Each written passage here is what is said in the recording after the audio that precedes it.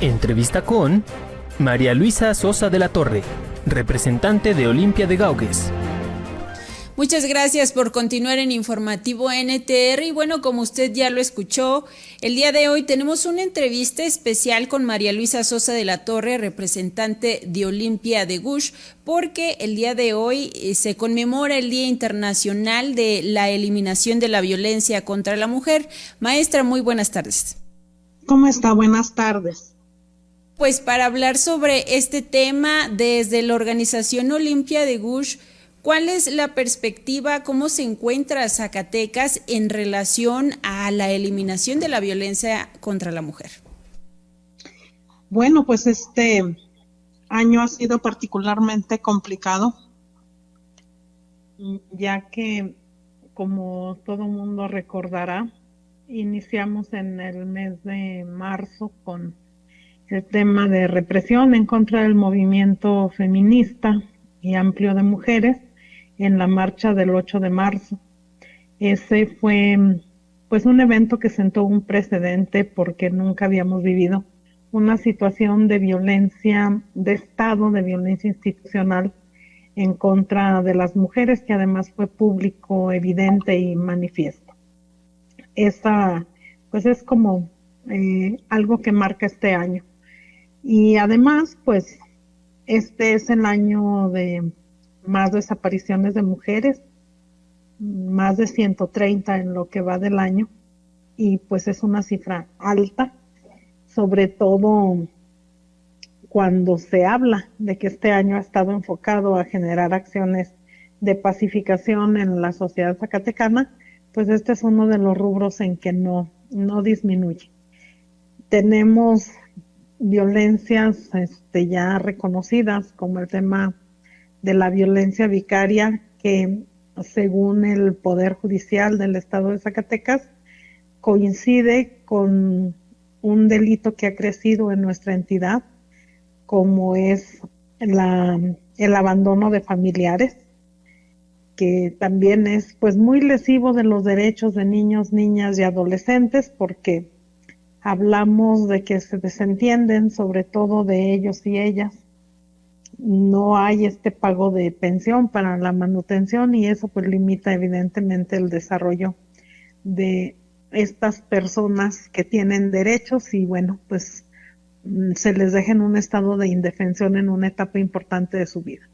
Igual situación reviste el hecho de que pues vamos teniendo un padrón de personas adultas mayores a las que, si bien se tiene una situación de cobertura universal en el tema de la beca para personas adultas mayores, pues todo mundo en la sociedad sabemos que se les exige como una contraprestación a ese que es un derecho, el que participen en actividades políticas, se les moviliza, se les tiene horas esperando actos políticos. Y esa parte pues también es violatoria de sus derechos, además de que no hay una forma en la que se constate que el recurso que el Estado les da sea efectivamente para ellas y ellos, y no haya un abuso por parte de sus hijas e hijos u otras personas que al llegar este recurso de la pensión les sea retirado. Y bueno, evidentemente, aunque se habla de mejorías en el tema de disminución de los homicidios, en la realidad seguimos viviendo en un estado altamente complejo que se ve reflejado en las altas cifras de violencia familiar y de violencia familiar de alto riesgo, que es precursora de tentativas de feminicidio y hasta de feminicidio mismo. Las cifras este año no son tan altas como se ha visto en otros años, pero pues sí tenemos presencia de homicidio doloso y hasta de homicidio culposo en una cantidad pues que nos prende las alertas en cuanto a que pudiera haber subregistro en feminicidio y un registro en estos otros delitos que igual tienen que ver con muerte de mujeres y que en ocasiones pues hacen que se evada la obligatoriedad que tiene el Estado, porque en el caso de feminicidio, sí tenemos la obligatoriedad del Estado de que si el feminicida, por estar recluido o por haberse evadido de la acción de la justicia, no se hace cargo de las niñas y niños que quedan en estado de orfandad, pues el Estado tendría que asumir el costo de la atención a estas niñas y niños, cuestión pues que no ocurre cuando hablamos de un homicidio doloso o de un homicidio culposo. Entonces, pues por diversas causas, para hacer parecer que las cosas van caminando, que tenemos un aumento en lo que es el tratamiento a la violencia en contra de las mujeres, pues pareciera que en efecto tenemos esta disminución, pero ya cuando contrastamos con otro tipo de delitos, pues nos damos cuenta que seguimos en una situación en la que estamos en un estado de alta vulnerabilidad las mujeres y niñas en la entidad zacatecana. ¿Qué hay de las políticas públicas? Usted, bueno, me comenta en particular respecto al número de desapariciones de mujeres. ¿Hay políticas públicas que, pues ahora sí que contrarresten esta situación? Mire, sabemos que la Comisión de Búsqueda y la Fiscalía Especializada en el tema de búsqueda de personas han traído un activismo que tiene que ver justo con el tema de la búsqueda. Lo que nos sigue faltando es una situación en la que la prevención juegue un papel determinante. Es decir, que no haya esta posibilidad de que las chicas desaparezcan, porque además está mal empleado el término, no desaparecen, se las llevan. Aunque legalmente así le llamemos desaparición, en la realidad alguien la sustrae de su contexto. Y las razones por las que se las llevan, pues es porque hoy es más rentable el hecho de que una dosis de droga, un arma se vende una sola vez, mientras que el cuerpo de una mujer cuando se la llevan con fines de explotación sexual, pues evidentemente pueden vender ese cuerpo infinidad de ocasiones en un día y seguir sacando recursos durante un buen tiempo. Otra cuestión que incluso hubo en Zacatecas hace años, se detectó, eso no quiere decir que ya no existan, solamente que no tenemos evidencia, pero ya hubo lo que se llama una granja de bebés, que es estos lugares donde recluyen a las chicas, las embarazan, esperan a que nazcan, y todas y todos sabemos que la venta de niñas y niños en el mercado negro pues tiene precios muy altos. Entonces ese es otro delito por el que desaparecen. Y evidentemente está la explotación laboral y muchísimas otras circunstancias en las que pudieran estar todas esas jóvenes que no se han localizado ni vivas ni su cuerpo, que hayan sido víctimas de feminicidio. Entonces, esta parte debe de poner la autoridad atención a que no debe haber ese riesgo de que las chicas puedan ser sustraídas de su contexto.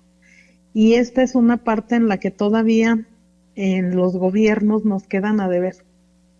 Creo que hay que poner mucha atención en este tema de la prevención y evidentemente pues seguir fortaleciendo estas políticas públicas que tienen que ver con la búsqueda cuando este delito ya ha ocurrido, con la identificación muy rápida de aquellos cuerpos que se encuentran todavía como no identificados, y sabemos que la Fiscalía está poniendo atención en este detalle para tratar de que más cuerpos sean identificados y por tanto más familias encuentren, pues, por lo menos la tranquilidad de saber qué pasó.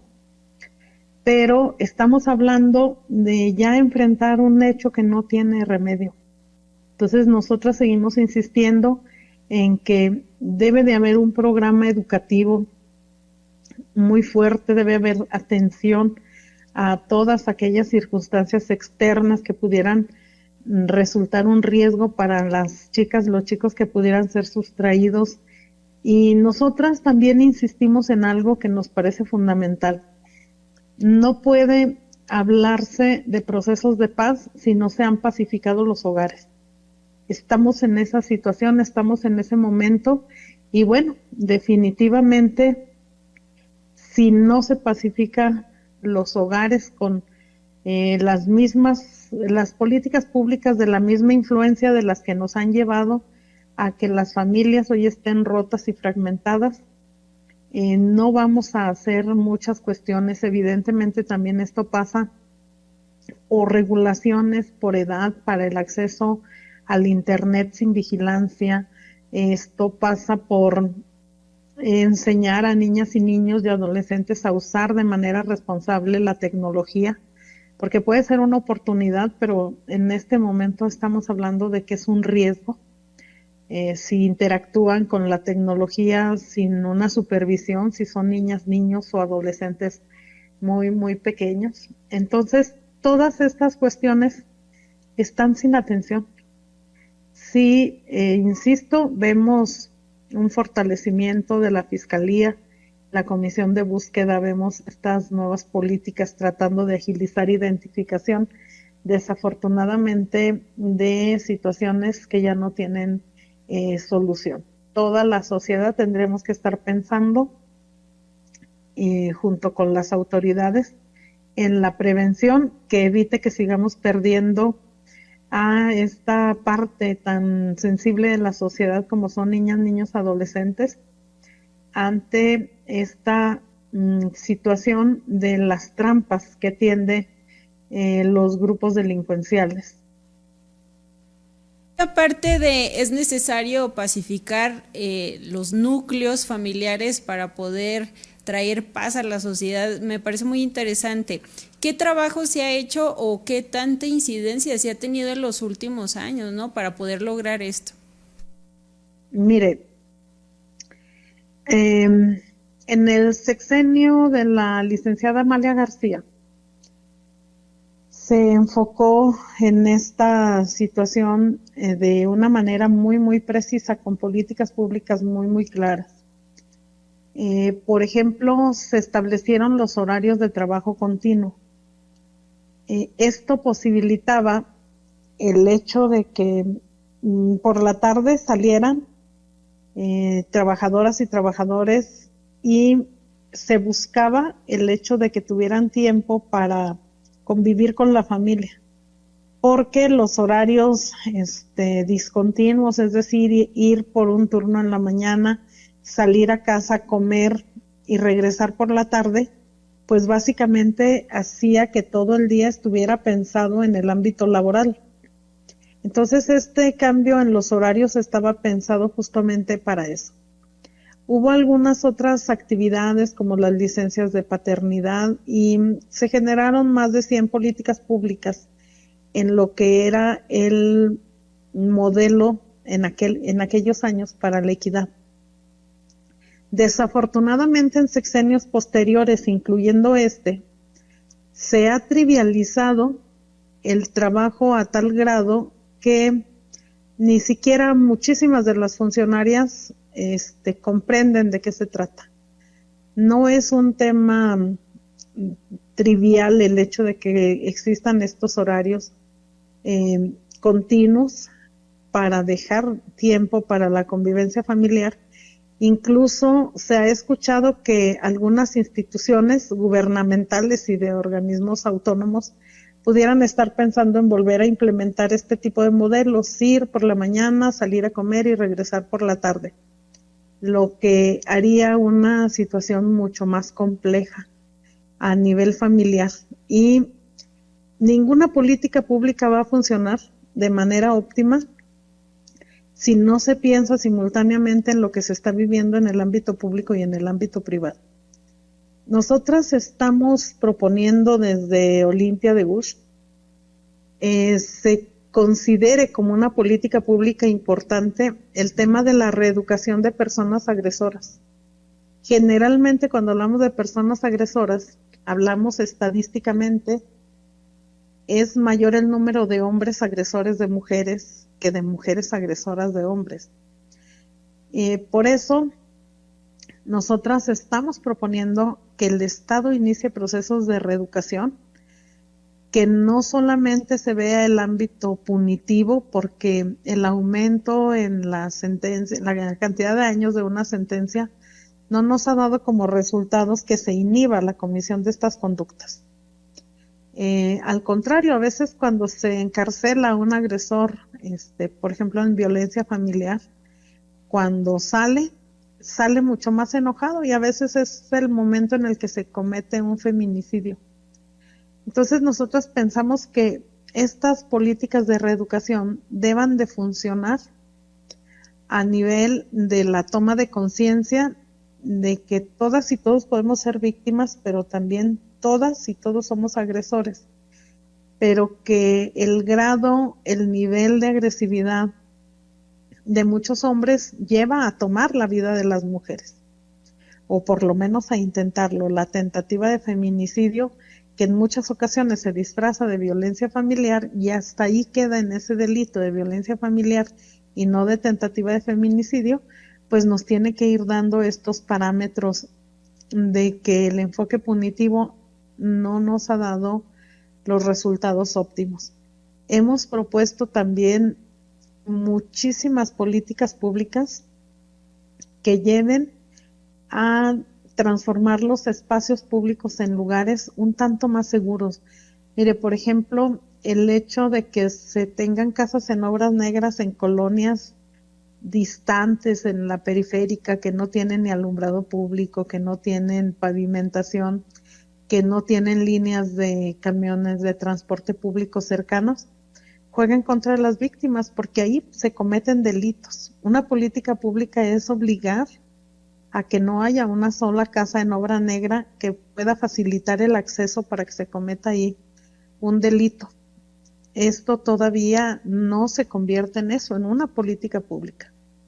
Sabemos que hace falta fortalecer el alumbrado público, la vigilancia de que no se generen centros donde se venden bebidas alcohólicas cerca de las escuelas. Mire, nada menos acaba de inaugurarse una cantina a un costado de la Escuela de Derecho. Entonces, ese tipo de cuestiones en los que las autoridades no ponen atención, evidentemente se empiezan a convertir en una situación de riesgo, porque por ahí transitan muchas jóvenes. Entonces, todo eso requiere un análisis de fondo, requiere un compromiso personal de todas y todos quienes hoy están en una actividad pública, pero también requiere un compromiso personal de todas las personas adultas para que nos consultemos si queremos seguir perdiendo generaciones, si queremos seguir permitiendo que exista la violencia familiar, el abandono de familiares, la violencia docente, esa en la que la Universidad Autónoma de Zacatecas no pone atención y genera parámetros de protección a personas agresoras. Eso juega en contra de las chicas. O acciones como esta de permitir que se instale un centro en el que se expenden bebidas alcohólicas cerca de una de las entradas de la Escuela de Derecho. Entonces, todo esto pues nos debe dejar ver que como sociedad no solamente somos omisa, somos una sociedad cómplice de todo esto que ocurre. Entonces, este es un día para que reflexionemos y veamos desde mi ámbito de acción, desde mi trinchera, qué puedo aportar, no en beneficio de mí misma o de mi familia, sino que nos veamos inmersas en esa sociedad que si no actuamos para atender todo esto que se vive, pues estamos ante una situación complicada que nos va a alcanzar necesariamente. Maestra, pues aún mucho que analizar y mucho que trabajar. Le agradecemos mucho que nos haya atendido la llamada. Muchísimas gracias a usted, Landy, por darnos la oportunidad de que nos escuche su auditorio y pues reflexione acerca de qué sociedad queremos ser. Muchas gracias, buenas tardes. Buenas tardes, gracias.